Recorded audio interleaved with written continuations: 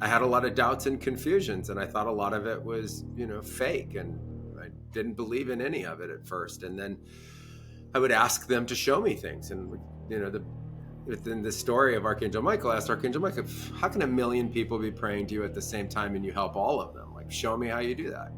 And there was Archangel Michael in the vision. I mean, it's huge, like bigger than the house, right? It's like huge, Archangel Michael. And then all of a sudden it just goes in light, and there's like a million of them. And they're all exactly the same, like holographic. And they're all looking at me, but they all are capable of individualization. It's not like one Archangel Michael is speaking through the million. It's like that's that one who could do anything. There's that one who could do anything. There's that one who could do anything. And I just was like, okay. okay. Like, okay, just be nice. Like, that's where I'm sorry. Back in January, when I first started the Lost and Found podcast, one of the guests I was most excited to have join me was Maestro Hamilton Souther. And if you aren't familiar, he served ayahuasca in Peru for over 20 years and was one of the first non-Indigenous people to be initiated as a master shaman by the Indigenous people of the jungle in Peru. Now, since then, he's been on the podcast 2 times, and behind the scenes, I've been in study with Hamilton, learning how to sit and host visionary plant medicine ceremonies using ayahuasca, cannabis, San Pedro Huachuma, psilocybin mushrooms. And the things that I've been learning from him really have been nothing short of cutting edge, groundbreaking, and incredible. And now he joins me for round 3 as we discuss the upcoming launch of his mystery school. We dive into what a mystery school is and going into some of the mysteries, the kind of things that he's explored over his 3,000 plus visionary plant medicine ceremonies.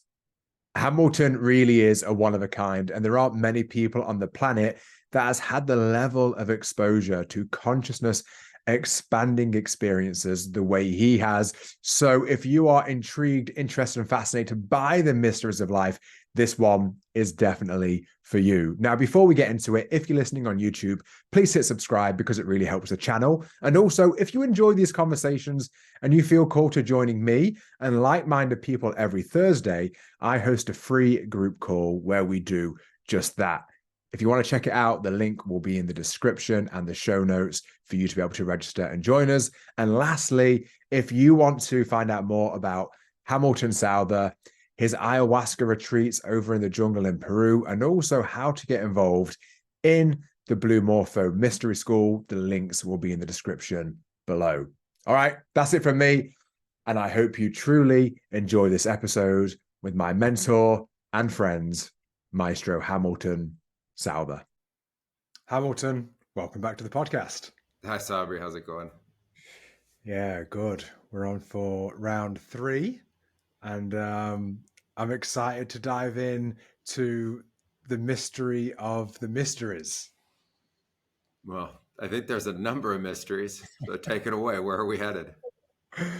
So, it's cool because this is something that of recent, just in my own life, I feel like I've been really exploring the idea of just all of the mysteries. And the more I've been going into this kind of exploration, it's like the more I go in, it's like the wider the circle gets of it's like this ever expanding vastness of the possible mysteries. And the fact that you're now launching a mystery school, it just seems like the perfect time with what's going on in my own life and coinciding with what you're launching for us to dive into your mystery school, what it's about, and to dive into some of the mysteries. The Blue Morpho Academy is launching a mystery school. It has come about completely organically. We've been discovering and exploring the mysteries through sacred plant ceremonies for the last 20 years. And a lot of people have come forward saying that they're also really interested in using visionary plant medicine ceremonies and psychedelics for the purpose of not just having the experience, but also really exploring and getting into those mysteries and utilizing altered states of consciousness as a means to navigate and understand and discover more. And so as we were going through the certification courses and other curriculum, a lot of the students just said, launch a mystery school, please. We want to do this for our personal growth and development and also in a community. Often the psychedelic experience is very lonely.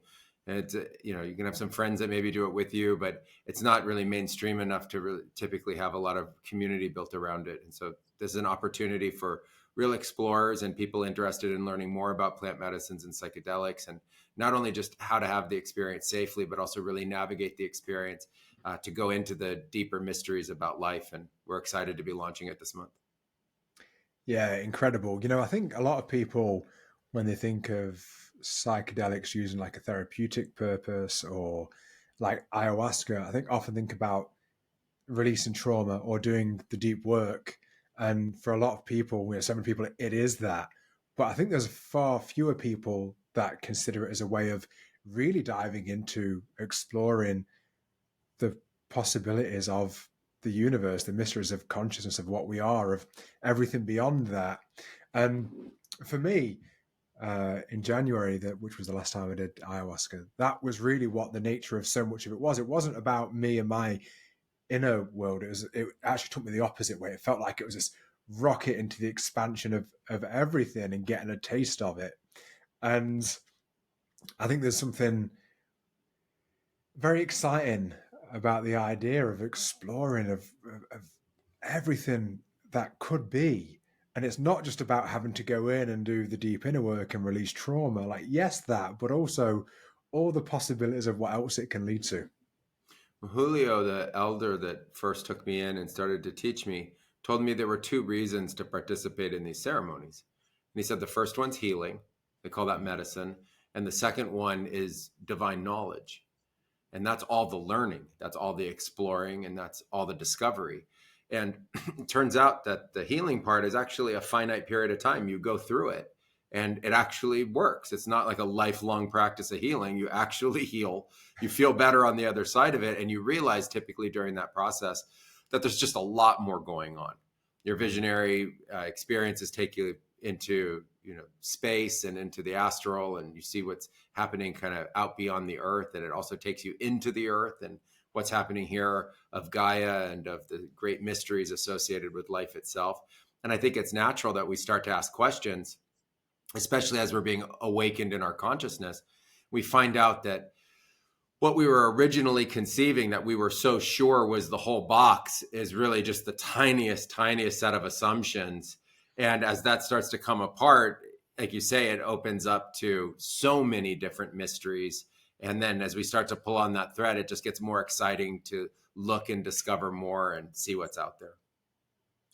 Yeah, absolutely. I think sometimes people can get into this loop where they spend so much time like doing the work, going inwards, and actually that becomes a part of their sense of identity, is that they are someone who is doing the work. And then in that, it's almost like they can't ever escape doing the work, and they almost look for new things that they have to fix.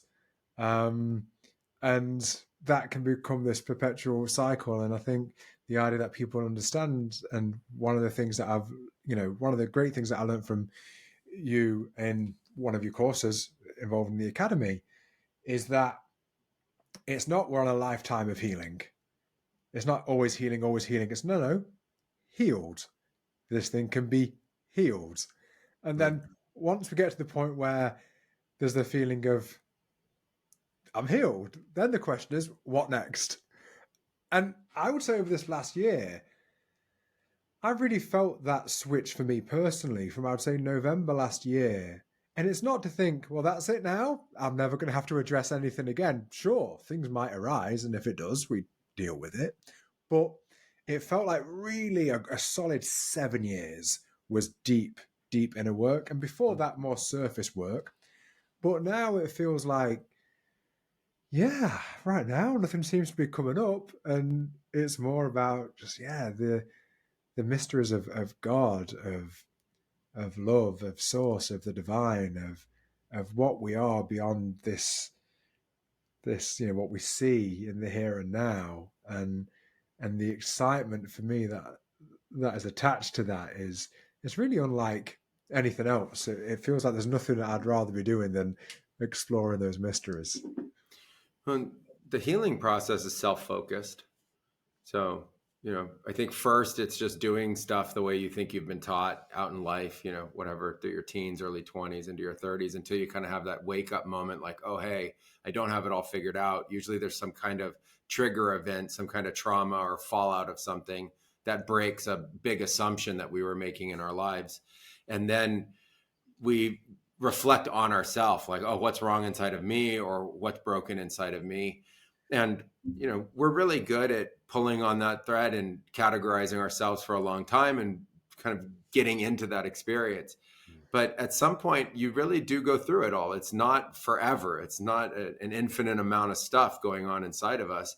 And you can heal it. You heal it through the heart, you heal it through the spirit, you heal it through your own journeys and your own processes. Plant medicines are tremendously powerful in that. Along that way, it creates its own journey, and you learn more about the healing journey. And then at some point you look within yourself and you think like, wow, I'm pretty good. It doesn't have to be perfect, but you learn how to deal with your emotions. You learn how to deal with your mind. You learn how to deal with the difficult experiences in life. They don't break you down so hard. They don't overwhelm you so much. You learn how to navigate with other people better. You learn how to have better relationships, and then at some point, well, what's left? It's everything else. And it turns out that everything else is infinite, that everything else is so much bigger, like so much vaster about what we can discover. And you can actually make real discoveries. It's not just a hallucination or a trip, but you can actually really discover fantastical things about this universe through consciousness and the lens of consciousness as a means of seeing beyond just the physical space-time and the limits of what we would think of as three-dimensional reality. Yeah. So since being involved in the Blue Morpho Academy, since me going through your course, there are things that I've heard you say where, and I've said this to you before, but it feels cutting edge. And when I say that, I mean, having gone through so much of the content that's out there, and a lot of it kind of feels like not necessarily regurgitated content, but you can see there's a common thread. And it's not often I come across people where it feels like it almost makes me go, holy shit, what was that? And I've really experienced that through going through the course, and more specifically when I hear you speaking on, the lectures, when you're almost in that kind of flow state. And some of the things really, it's like, oh, this isn't regurgitated. This isn't from books. It's like this is things that have come from thousands of hours in other dimensions and realities. and it's not just like fanciful. It's like I can feel there's something in there that kind of grabs something in me that I might not even have been aware of, but it's like there's something in me that knows that, and I never knew that I knew it. Amazing. The academy has foundations associated with it. The certification programs are designed to take us through first a standardized foundation, which is missing in the plant medicine and psychedelic space. There's no core agreement on what we would think of as elementary school. And so it's not in any way to diminish the importance of that. On the contrary, it's to relish in the importance of the foundations and really coming to a place of agreement. And so I tried to break down all of that information in videos that really can be learned by anybody, and self-paced videos. But then when we get into the practice itself, that's where, with that foundation and really understanding the basics and coming to a place of stability and understanding about it, it allows you to expand on what we call the art. And the art is the art of exploring consciousness, the art of understanding it, the mystic arts, the way we explore these mystical paradoxes, event horizons, and great mysteries of the universe, really around existence, especially when we start asking that question, like, what is all of this? Not just taking it for granted, like, oh yeah, the earth. Like, no, what is the earth? And what is life? And what really are these other life forms like plants and animals and insects and fungus? And how did we even come about? As we start to get into those questions, which really are studied both in different religious philosophies as well as science, as well as spiritual philosophies, we really start to branch into something that is new. And I think the point about discovering mystery is that the mysteries haven't been figured out yet. You're not going to find the answers in books. You're not going to find the answers just from other teachers who are just throwing it out there what the answers are. Like some of the bigger ones are kind of cliche, like love is the answer, those kinds of things. But there's a lot to continue to learn. And what I've done in my own practice was, once I found this learning phase with plant medicines in my early 20s, over 20 years ago, it just opened up a desire to continue to learn and learn and learn. And that's allowed me to explore and innovate and bring that into the courses and into the mystery school. And so I don't think there's a lot of information that's going to be regurgitated. Most of it comes from the direct experiences over 3,000 plus plant medicine ceremonies, and really preferring to be in those other states of consciousness. Yeah, I can't imagine there are many people on the planet that have had that level of experience in those altered states of consciousness. And question for you, how I mean, this is a funny question. How is it to be you when it comes to interacting with other people that have not had the vastness of experience you have, and you must view reality, consciousness, the world, the universe in such a different way? What's the experience of that like? It's a really good question. What I've discovered is that most of what we think of as the modern world is hyperculture, and people are encapsulated in the nature of that culture, so much so that they believe their culture is reality, not reality gives them the ability to have a culture at all. And so they just think that's what it is. And so what I see is that it's very limited. And I try to have a tremendous amount of compassion and understanding that, sadly, within that limited expression of culture, there's also a lot of conflict. And people are really struggling with the nature of that conflict, and they're looking for solutions and answers. And what I think is important is to continue to share that there are solutions and answers out there for anyone who's looking for that. So there are plant medicines that have been part of our ancestry and history for thousands and thousands of years. It's been well worked out how to work with them safely. Our ancestors figured all of that out for us. We're standing on their shoulders and have walked in their footsteps. And it just takes a lot of compassion and recognition that not everybody's in the same place, but everyone's really on the same journey. It's the journey of life and existence. And so I try to hold them in that understanding that they're a unique miracle, and they haven't had the opportunity to be exposed to these kinds of experiences. And then I don't try to force my beliefs or understandings on them. I often really just let them usually come to me when they're looking for some kind of support or help, and then offer that to them. Yeah, yeah. And for people that, that might be listening to this, that maybe haven't listened to our previous episodes and maybe aren't super familiar with differentiating using visionary plant medicines ceremonially for the purpose of deep healing or consciousness expanding, mystery exploring purposes versus the, that the school education, drugs are bad, don't do drugs. What would be a brief overview of giving people an understanding of how they've been explained in more modern culture, let's say from the 70s to now, where we are seeing a steer away versus the way that you're familiar with them? Yeah, I think that that's a great, place to start. First of all, we have to understand that the sort of negative drug culture is very recent in our history, and it's a form of propaganda, and it's not complete, because sugar's a drug, caffeine's a drug, nicotine's a drug, simple sugars like French fries and fats are drugs. And then we also have all sorts of other supplements, and those are drugs like vitamins and minerals that we take. And then we also have the pharmaceutical drugs. And when I was growing up, there were no pharmacies, there were drugstores.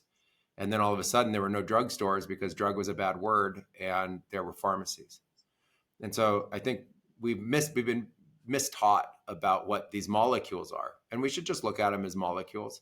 And the different molecules that we ingest have different kinds of positives and negatives associated with them.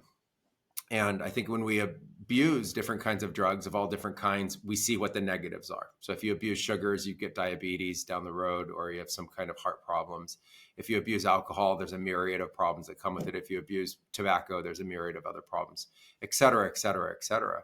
And so there was just a big propaganda movement to just say those things are bad and not understand them at all. So it's really easy just to label something and polarize it and separate it. And that's what's happened. And so what I try to do is, instead of believing that, I actually try to look at our history and look at what I see as a much greater truth. And the first thing that I notice is that a lot of these medicinal plants that we're talking about have been considered medicines. And a medicine is a very clear definition. It's a kind of substance or a kind of drug.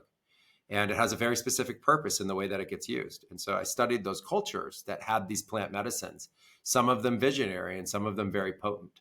And I looked at their cultures to try to understand how they were utilizing those plants and what benefits they really had. And what I saw was that the visionary plant medicines had a tremendous gift, which was that it allowed somebody to go into another state of consciousness or another state of understanding to address themselves outside of the box of their problems.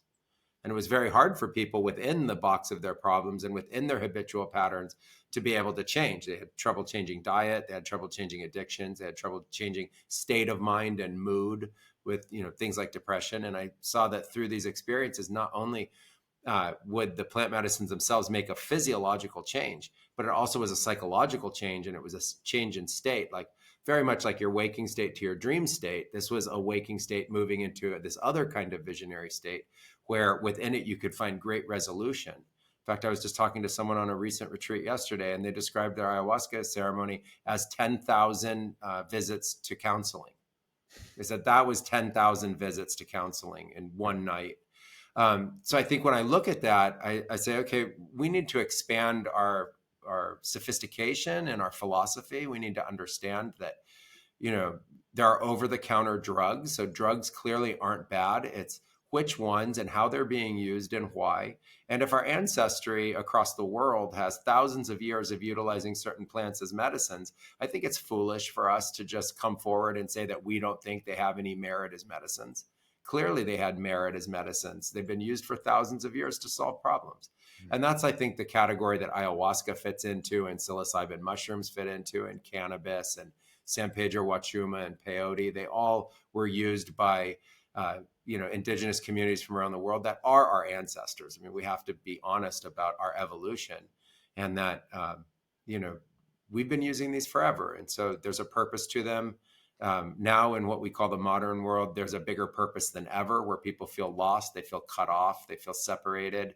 And when they have these experiences, they feel connected, they feel reset and reinvigorated about their lives.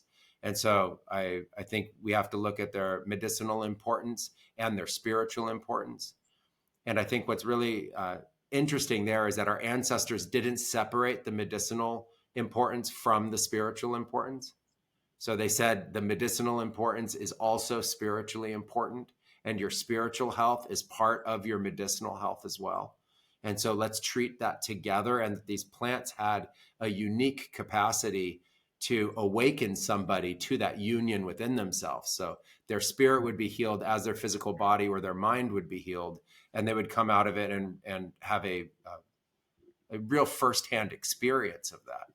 And so I just ask everybody to be a little more open-minded, listen to now the millions of anecdotal pieces of evidence of people who are telling the truth and being honest and going out there and, risking all different forms of reputation and criticism to say that they've had these experiences and they've found benefit from them.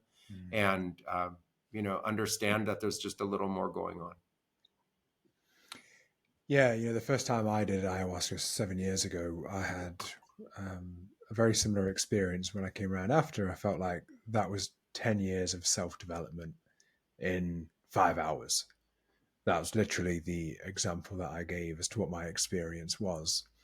What do you think happens to the world if this psychedelic renaissance continues to expand, where actually it becomes more normal than not to have experienced ceremonial, visionary plant medicines. What effect do you think that has? Yeah, at first I just go back to my general theory on the evolution of society was that society and civilization evolved through these kinds of plant medicines anyway. And so what I think is that you get a birthing of creativity. And I think one of the core components that we see that happens with people going through these experiences is they wake up to a higher state of vibration and understanding, and they bring that into everything that they do. And so they're more creative, they're more innovative, they're better at being themselves and their social roles. In essence, like better at being moms and better at being dads and better at being business people and better at being builders. And, so I see that there's a tremendous positive that comes from it. And then I think you build the evolution of society out of it, based out of those greater understandings. So as the heart opens up more and balances with the brain, as people have a deeper spiritual connection, they bring that into their work. They bring that into the development of society collectively. And I think as the normalization of this happens, we also bring science to it, which has been over the last 300-400 years, a vast expansion in our way of understanding. And so we can bring science to this and really hone with a much greater precision what our ancestors figured out indigenously. And with that, we can be even safer and more precise in the way that we use these medicines. And so I think that society becomes more creative. There's a general push to a greater form of positivity, less polarization, greater expansion of what we are, more unity between, what right now are differing societies. So more unity between them, as typically people in these experiences see a kind of oneness, and like the way that we've been socially divided kind of goes away. And we see that the other people are all human too, and we're all in this together. And, there needs to be a greater amount of compassion and understanding about that. And so I think that naturally will happen, and we'll see a flourishing. Yeah, I think it because they're so kind of ego dissolving, it kind of gets rid of this idea of I'm separate to you, and we really do realize this interconnectedness that's happening everywhere.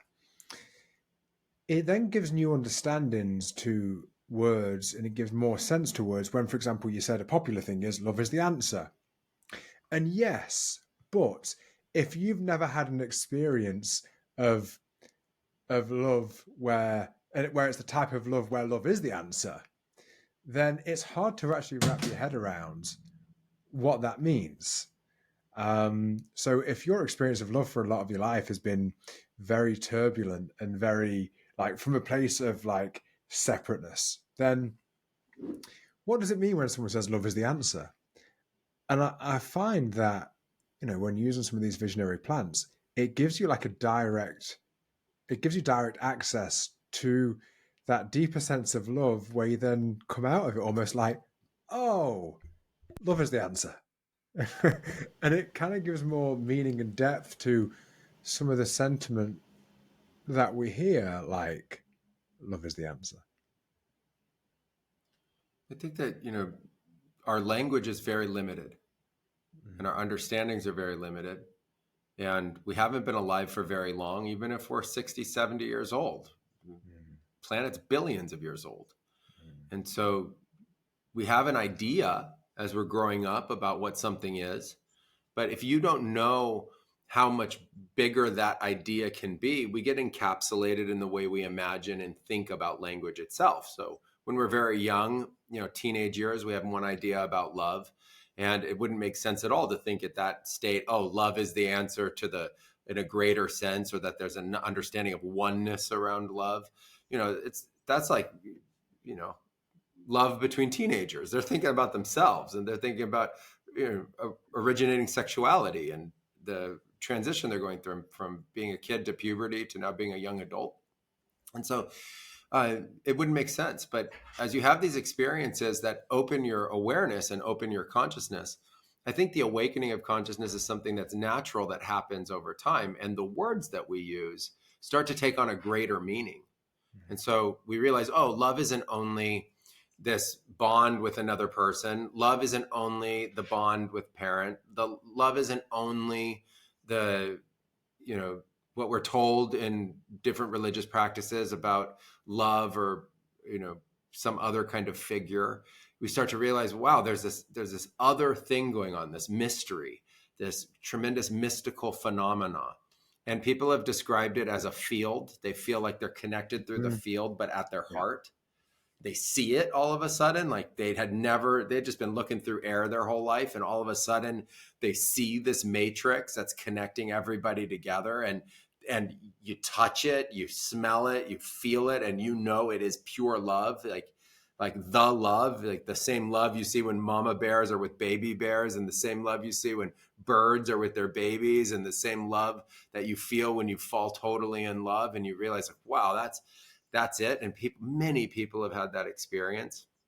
And there's a divinity associated with it. There's a wholeness. It's connected with the universe. There's this supernatural or extraordinary quality associated with it. And that's just a very common experience. And so I think what we're witnessing as a phenomena is people going through stages of development and understanding more about the phenomena that words are describing, and then ultimately coming to their own awareness about that.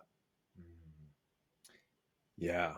So I want to dive into some mysteries, because that is the theme. And I guess where I'd like to start is, what is most alive in you when you think of mysteries? Like what calls out to you in your world of exploration of the mysteries?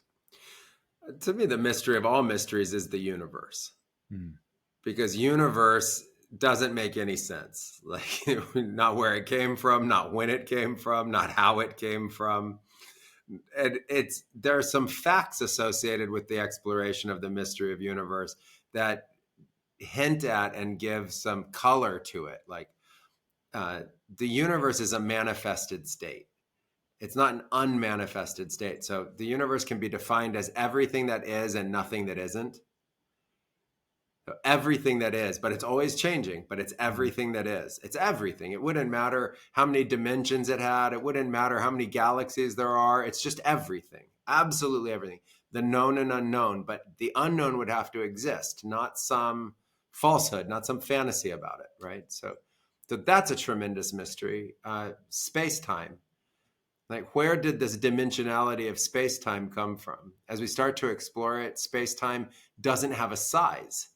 It only has a size from within it, but it doesn't have a size in its own right. It's not comparable to any other space-time. That would also be space-time too. So we transcend concepts of relativity and distance, and it's not big, it's not small. It within it you create big and small, and that's a tremendous mystery. So just, it's not like way over there and way over here. It's a phenomena.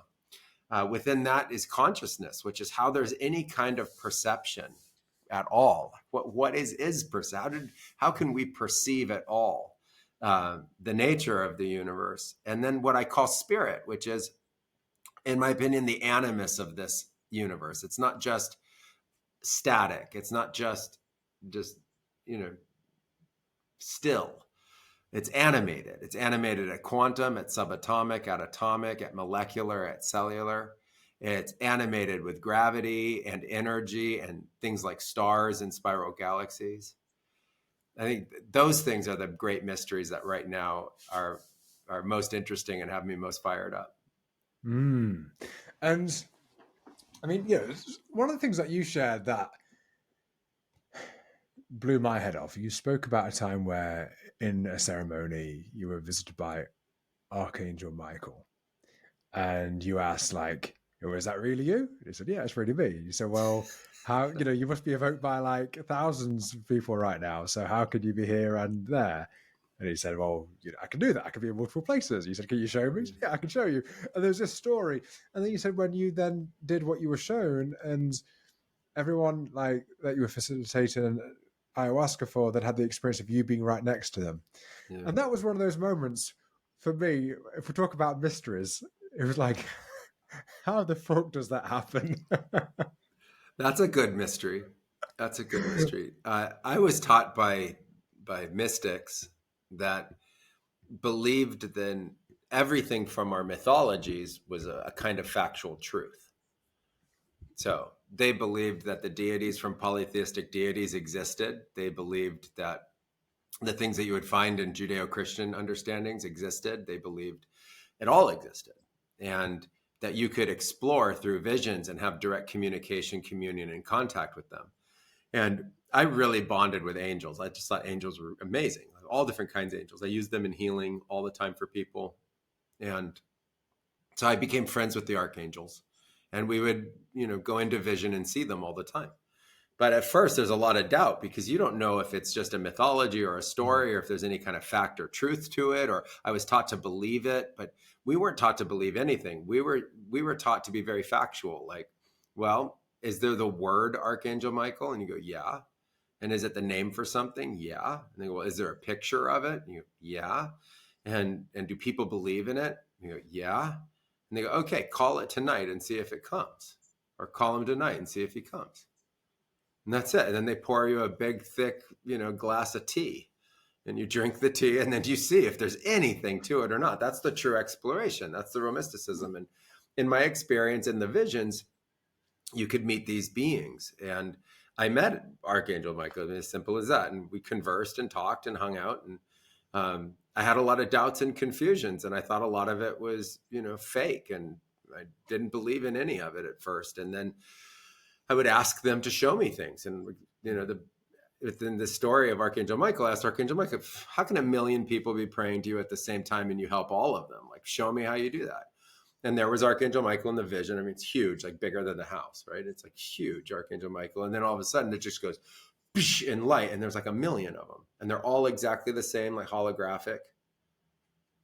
And they're all looking at me, but they all are capable of individualization. It's not like one Archangel Michael is speaking through the million. It's like, that's that one who could do anything. There's that one who could do anything. There's that one who could do anything. And I just was like, okay. Like, okay, just be nice. Like, I'm sorry. Okay, we're good. Like, you want a hug? It's like, okay. I thought that's really cool. Like, once I got comfortable with that, I had to kind of adjust, right? Like, first of all, you're in an altered state, and you're seeing something like that in the altered state. You kind of have to quickly adjust. So, like, I calmed down, centered myself. And I said, hey, can you show me how to do that? And he goes, yeah, sure. And so in my vision, like, the way they teach you is through a shift in your vision, right? It's not like they get out a whiteboard and graph it all out for you. No, it's like you sit there and you feel different, and something happens, and then all of a sudden, wow, like your brain is shifted. And I realized that at that moment, he kind of looks at me like, well, can you do it too now? And I just thought to myself, and kind of from my third eye and in the vision, it just went, whoosh, and there I was. There was one of me for every person in the room. But I was still me here, but there was still now one of me for every person. I thought it was really distorting at first. Like, it was very odd. I'd never experienced anything like that. It was very strange to think like that. And then I just thought to myself, through them, go help them. That's our role in ceremonies, to help everybody. So go help everybody. And it wasn't like I walk. It was like the presence of my spirit just goes and is in front of everybody. I can see it, and I can see it's like a shadow of you, like a holographic energy pattern of you there, like a signature in the room. And I couldn't believe it. I was just flabbergasted, just completely blown away that was even possible and real. And then Archangel looks at me and just telepathically communicates, well, see, like, are you over it? Like, did you get over your doubt? That's how that works. And so that was a great mystery, and still is phenomenal. And then, once you learn those kinds of skills, well, then you use them. So, that's how we manage a room of 30, 40, 50, 100 people at a time. So the obvious question that I want to ask is, what is going on there? Like, what is actually happening? And beyond it just being a mystery, do you have any kind of felt understanding of of what it is? And also, can you then now do that in ceremony at will anytime? Um, so first of all, those we call those skills, Mm-hmm. and those are the kind of skills we learn in the mystery school. And so those are skills. And yes, once you master a skill, you can do it at any time. There's the before ever even knowing the skill exists. Then there's it comes into your awareness that it exists and you want to learn it. Then there's the learning phase, which is gaining mastery of it. And then there's mastery. And when you have mastery, then you can use it anytime you want. We call those tools, and we just think that, these mystical tools are phenomenal and you want to amass as many as you can and you want to learn more and more. And I think once you start learning this way, at least for me, it was like the most interesting, best way to learn I had ever experienced, right? Like it wasn't theoretical, it was experiential and purposeful, and it was fascinating at the same time. So I wanted to master those skills, and I gave 20 years of my life so far to it. So you can then use them at will, but typically only when needed. There's no reason to like do that just for fun. Like, once or twice, kind of like, oh, can I, be mini me's, one me, mini me's, one me. And you're kind of, okay, I do that. But now it's like, okay, I save that for ceremony. Not like really purposeful when you're sitting in traffic or something. Or like, I don't know, going to the grocery store. Like you don't need it for your normal everyday life. But then, the thought about like what's really happening, it's a mystery. So you have to understand that I'm just describing a mystery. But the way I describe it is that there is a field of consciousness. There's a field of it, like a big database, like a massive, massive database of consciousness, like a mainframe. And it's universal. It's through the entire universe. And that field of consciousness has within it everything anybody has ever thought, has within it all of our beliefs. It has within it all of what I call spirits, like all of these light beings, like an angel or like a deity. They're in there. That's why people dream them and think them in their visions and used to pray to them or still do, etc. And they're in this field of consciousness. And we typically, like in our normal daily life, from the field of consciousness, we synthesize ideas in the mind, and then we act that out. And so we're tapped into the field of consciousness, but we're not like looking into it typically. When people pray, they pray into the field of consciousness. When they do ceremonies, they often reorient that. But most of the time, people are from the field of consciousness, assimilating their mind, utilizing thoughts, expressing their language and their actions. And when you go into these ceremonies, you reorient that direction, you flip it. So instead of from consciousness interacting outward into the world, you flip around, you go back into consciousness, but with your awareness. And so you're tapping into that field, and you learn to focus on very specific individual elements that are found within that field. Very much like when you use your phone to go find another app. So like a good metaphor for it is like, there's the Archangel Michael app, and then there's the Buddha app, and there's like little bits of code that are within that field. And you learn how to navigate it, and it's fascinating. It has within it everything you would ever want to learn or understand. It's in the great field of consciousness. It's what the psychologists theorize is like the collective consciousness, and it's shared between us all. And because of our beliefs and because of our continued understanding and prayer to these different beings, they have, greater purpose within that field. And so you can tap into it, you can interact with them, you can learn from them. And I think that's what's happening. At this point, if you watch something like The Avengers, does it feel more like a documentary than than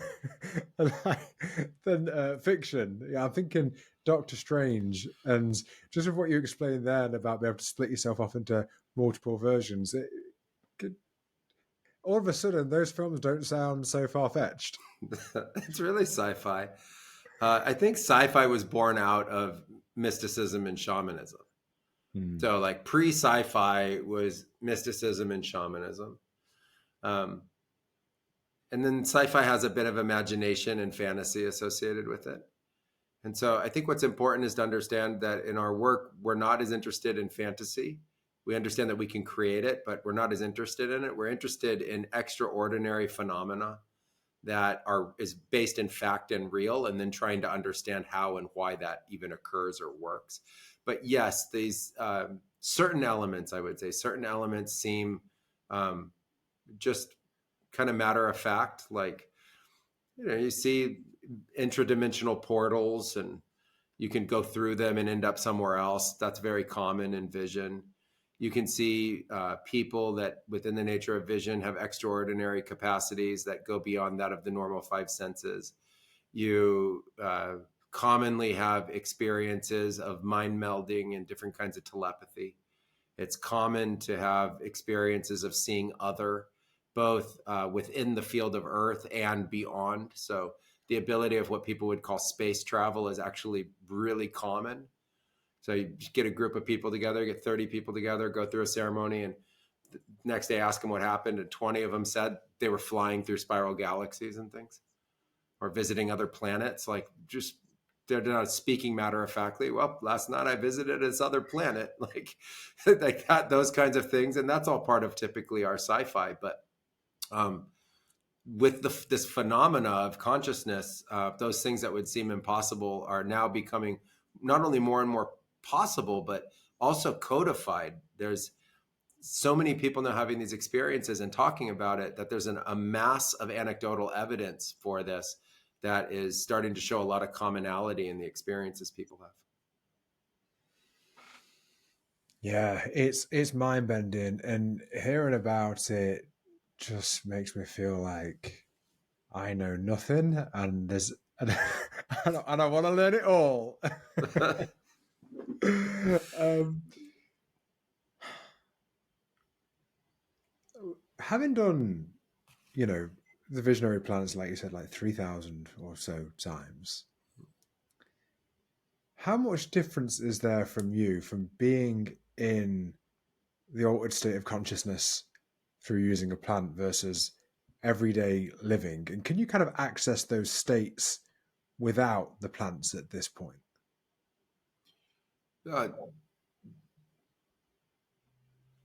Normal everyday living requires a very consistent state of consciousness, like just to have this conversation or to work on a computer, et cetera, drive a car, those kinds of things. So you learn how to wield your consciousness to be in different states. Just very much like a meditator learns how to be doing the daily life and then sit down and can sit and meditate. And there are very different mind states associated with that. I think that's more like what this is like. So it's not about just getting into the visionary state and then being like that all the time, but rather having the ability to fluidly move from the state of consciousness that you need to be in to be focused in what you're doing, and then very easily move into the other states of consciousness, also depending on what you're doing and the purpose of them. For me, it's very natural to be in either of the states. So I can sit like this and have a conversation, and I can be in a very strong medicine ceremony, and the things that are happening in that ceremony are equally normal, equally common, and still very interesting. It doesn't get boring in any kind of way, but uh, easy to move in and out of those states. You learn how to communicate, like those mysteries that we were talking about, and those skills and the tools that we learn are available all the time. So the ability to communicate with the ability to tap in and have a greater understanding of what's going on, really understanding your intuition and having that expand to not just being a hunch, but have a lot of color and context associated with it, is kind of part of everyday life. And it just becomes kind of how you understand and how you share. Do you think as people start to dive into these mysteries and become aware of them, it almost has an effect where they realize that I am tiny, I am minuscule, and there is all of this. And for a lot of people, the life is kind of the opposite, where they are everything, and on the periphery there's a little bit of this other stuff around it. Do you think as you start to go into these mysteries, it has this effect where you realize just how infinite everything is, which almost kind of makes you less important. And I don't mean that in a way of like, well, I'm not important now, but it almost kind of takes away some of the weight of what I think I am when you realize how much there really is going on. Yeah, we used to call that the exploration of scale, Mm. and just the variation in scale that people experience. If we really look at it, if we break it down um, categorically, there are more stars than there are cells of your body. Like whole stars, there are more stars than individual cells of your body, and you're made up of 12 to 17 or approximate trillion cells. Right? So the egoic fixation that we have that makes us seem so big is a illusion inside our mind to actual scale. And the real scale is that we're like, if you think of one drop of water to the ocean, we're not even a water molecule to the rest of the universe. Not even. We're not even one of the atoms of how small we are to the rest of the universe. And some of the discoveries we made early on were ultimately corroborated by science. We were traveling the astral and seeing things that Hubble Space Telescope came out and showed us.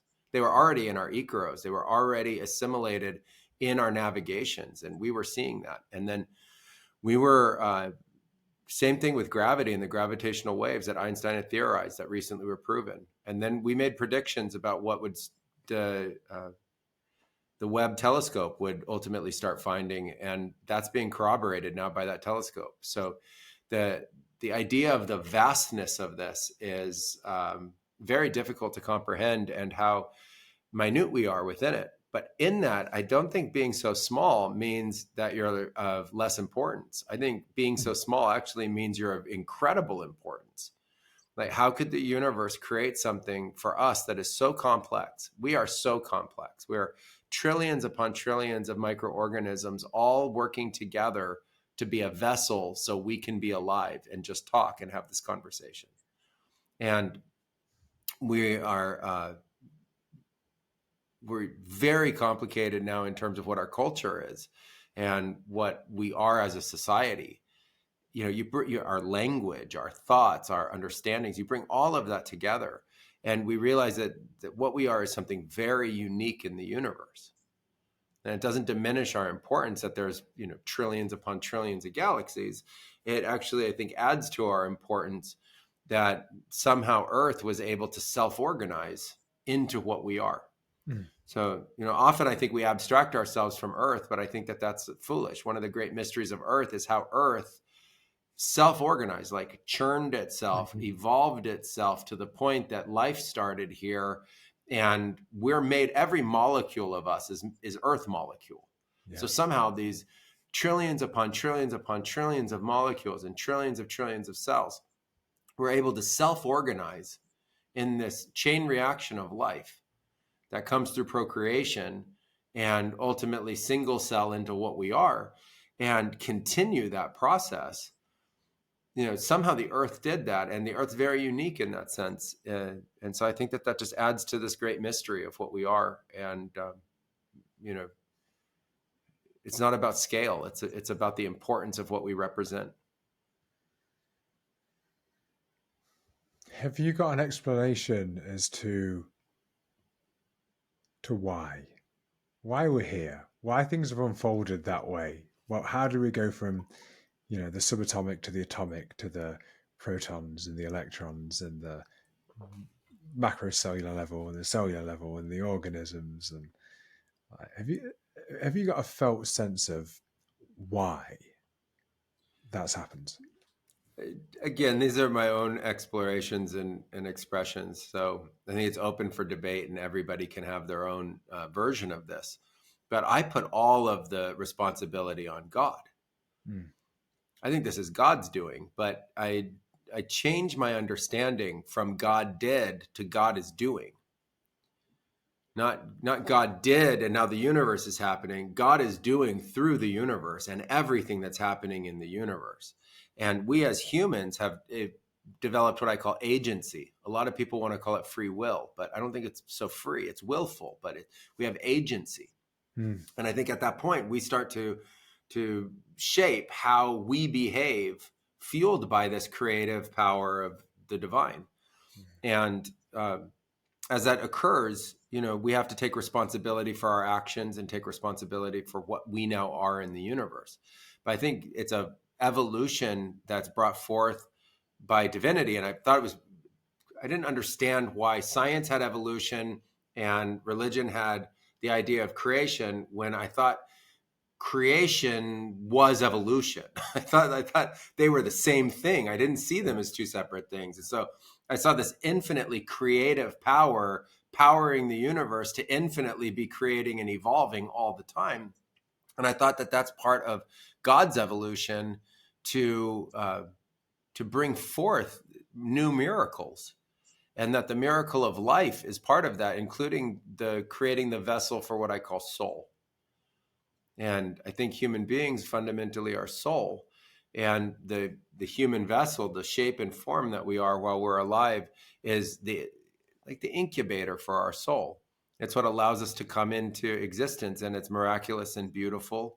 It's not egoic or self-identified. It's a phenomena of the earth, and it's a relationship between God and earth as a place and a space that was capable of organizing into the shapes that we are and the form of life that we are. And that's a tremendous gift. And through that, universe was able to create soul and impart that soul to our beingness. And that's a union of God and the earth together. And it's the true miracle that we are. For people who hear the word God and think of this thing that they don't believe in, which is a bearded white man in the sky, what's your understanding of God? So, first, I think that a lot of people have gotten turned off and scared of those letters and that syllable. And I think that that's sad, because there's something innate about the universe. And that's what I'm referring to when I use those letters in that syllable. I'm referring to why our ancestors, before there ever was a religion, came up with that idea and that statement in whatever language they used, whatever letters or whatever word or sound they used. They were describing a phenomena. And that phenomena, to me, I don't believe is in debate. I just fundamentally don't think of it as in debate. And I don't think there's a picture of it, and I don't think there's artwork of it. I don't think it's a person in any kind of way, or et cetera. I don't think in those terms. What I think is from the origin to that. So I say, well, God means for me how the universe exists at all. And God means for me how there's any thoughts. And God means for me how there are any feelings, and how there are any words, and how there are any languages, and how there's any communication, and how there's any technology and any innovation, how there's any society, how there's any life at all. So it's to me, it's from, now give it a sound. And I don't care what sound it is. From is all. So from, and it doesn't need a sound. But for language, we give it a sound. And that's what I'm referring to in that syllable God. And it's before everything.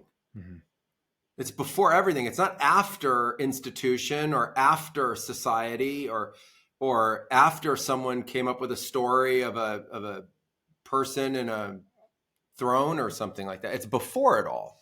And it's how you could even get to a story, and it's how you could even get to an effigy. To me, that picture is an effigy. It's a piece of artwork. Yeah. It's referring to something, and that's what language is about.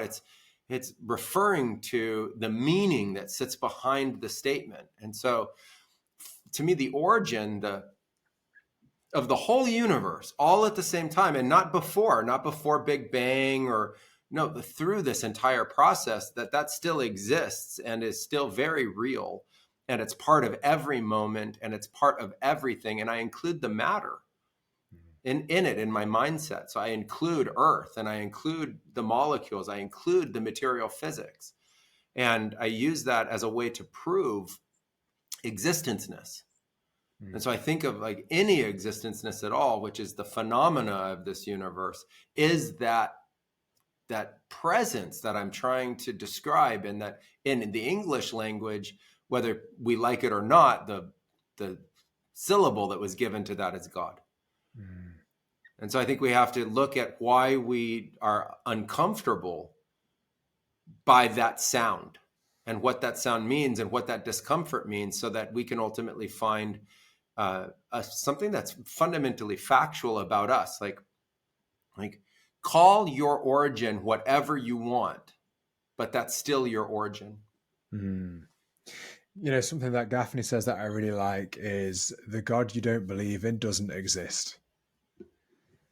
And I don't believe in the God you don't believe in. And to me, that makes so much sense, because a lot of people have this idea, and they just kind of throw the baby out with the bathwater of, well, that doesn't make sense, so I guess God isn't real, versus, well, that doesn't make sense, so what is God? And you said before religion, we had this idea of God, and like I love the paradox that's in all of this, because in the mysteries, I think it is about holding the paradox. And before religion, we had an idea of God, but God had an idea of us. And whilst there isn't an art piece that depicts God, but also on the other side of the paradox is, the art piece is God, and God is through the art piece. And for me, when it comes to exploring the mysteries, the thing that I find is that it's like the idea of duality almost has to collapse, where you realize, God is outside of me, it's in me, it's through me, it's as me. And you start to look at, I really enjoy looking at some of the biblical teachings, then going, what's the deeper meaning of that? What's the mystery that's in that? So if we were created in the image of God, some people might think, well, that means God's human. But actually, it also says God is love. So if we were created in the image of God, and God is love, it means we are love. It says we were created in the image of God, and God is the creator. Well, if I was created in the image of God, and God is the creator, that means I am the creator. What am I the creator of? The creator of my life, the creator of my reality. And to me, this is like, I feel like in the mysteries, you have to almost start kind of being able to, it feels like the idea or the concept of contradiction is like a barrier into exploring the mysteries. And I think if you can actually hold them together, it starts to become this, like, you just start laughing at what you start to find and uncover. I think you're navigating our ideologies and our belief systems. And what I hear is it's something really important for anybody in these pursuits to understand, which is that you're applying philosophy, and you're applying an understanding, and you're saying, well, if this means that, what does that then trigger? What's the cascade of understandings that come if this new understanding is real? And I think that that's exactly how we navigate the paradoxes and go through them.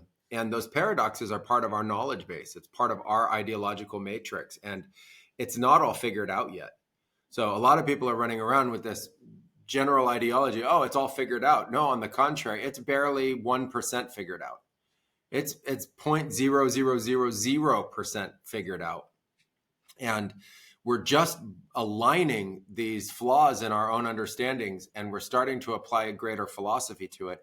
And that is the pursuit. And that's an incredible way to explore the mysteries, and also navigate and find our way through them. And I agree with you completely that what seems like paradoxes and transcending different understandings of duality, and utilizing the separation in the form of two and a comparison between it, is necessary to understanding something like God, or gaining greater understanding of something like God. The in, through, and all around principle is very potent and important. And people will misunderstand that.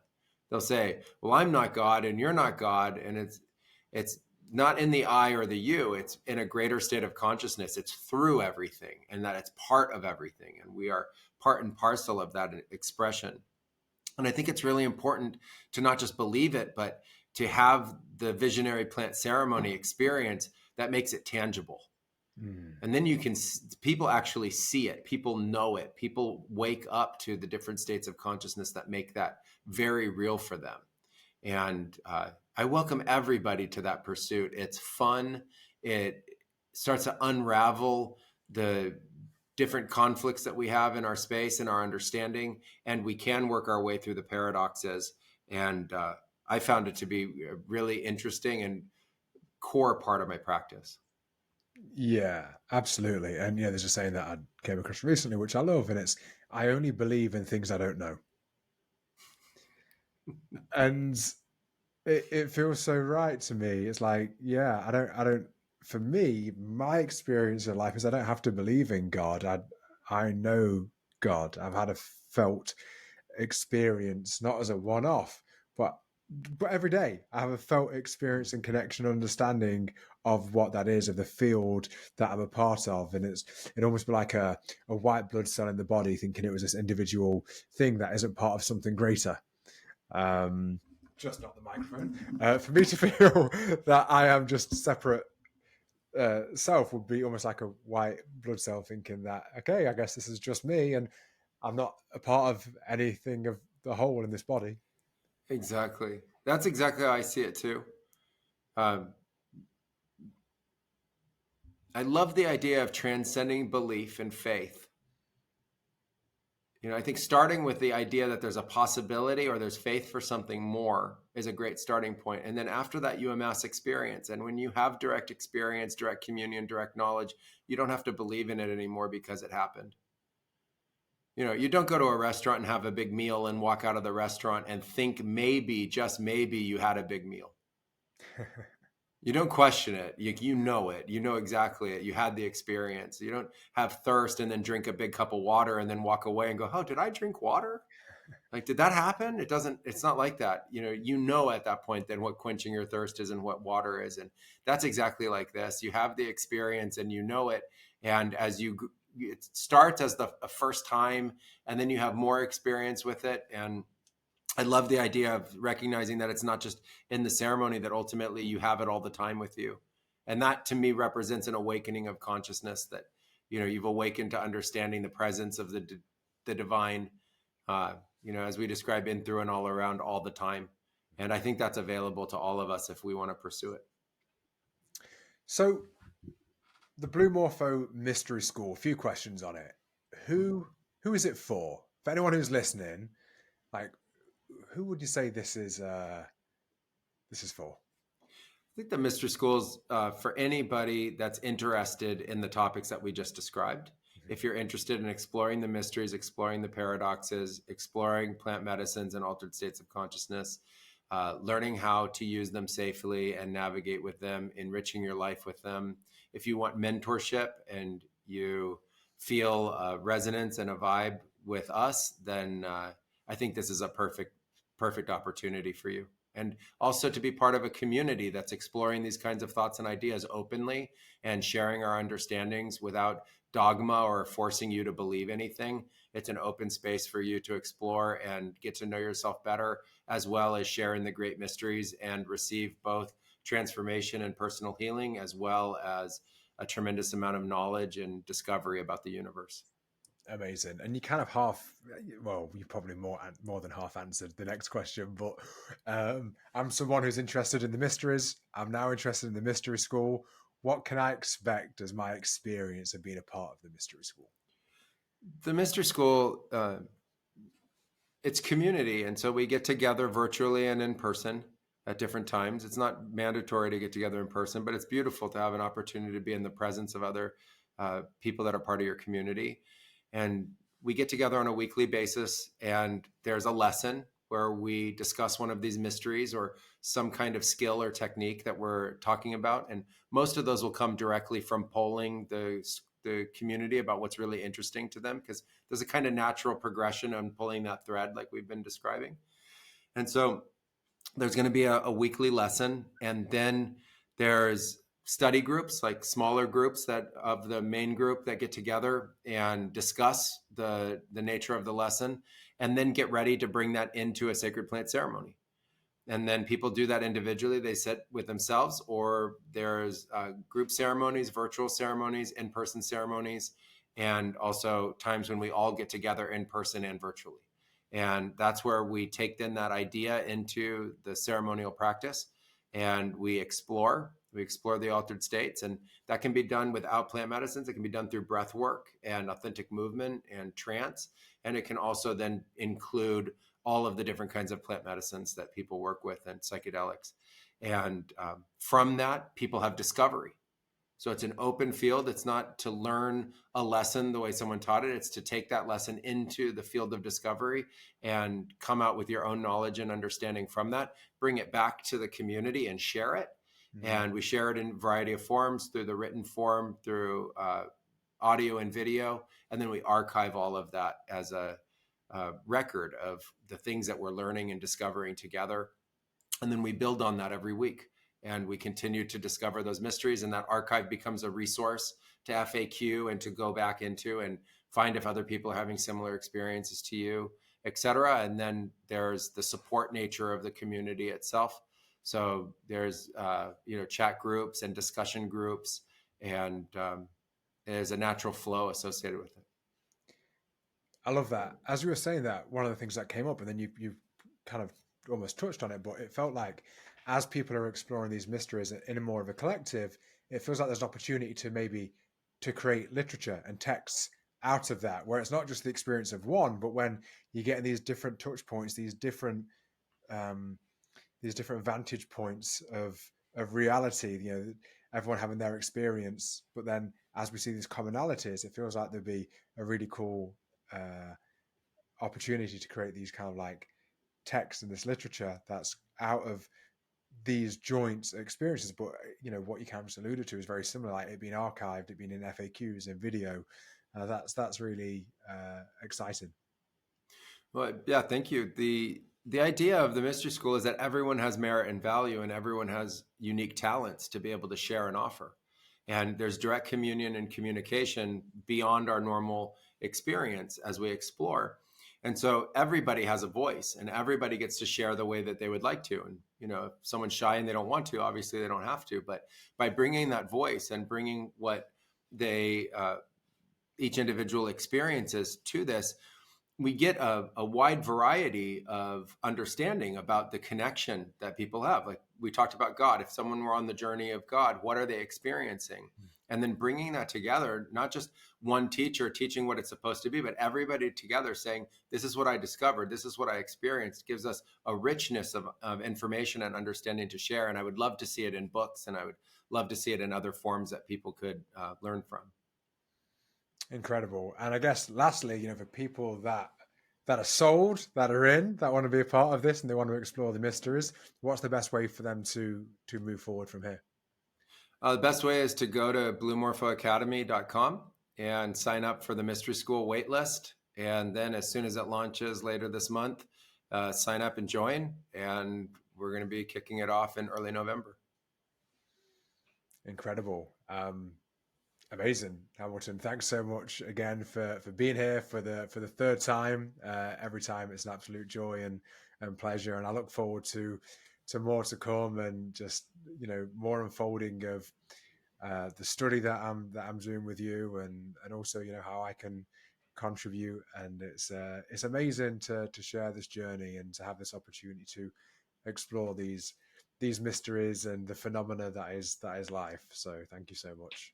Oh, thank you, Sabri. It's a pleasure, and love being on your podcast. So thanks so much as well. Yeah. Thanks again.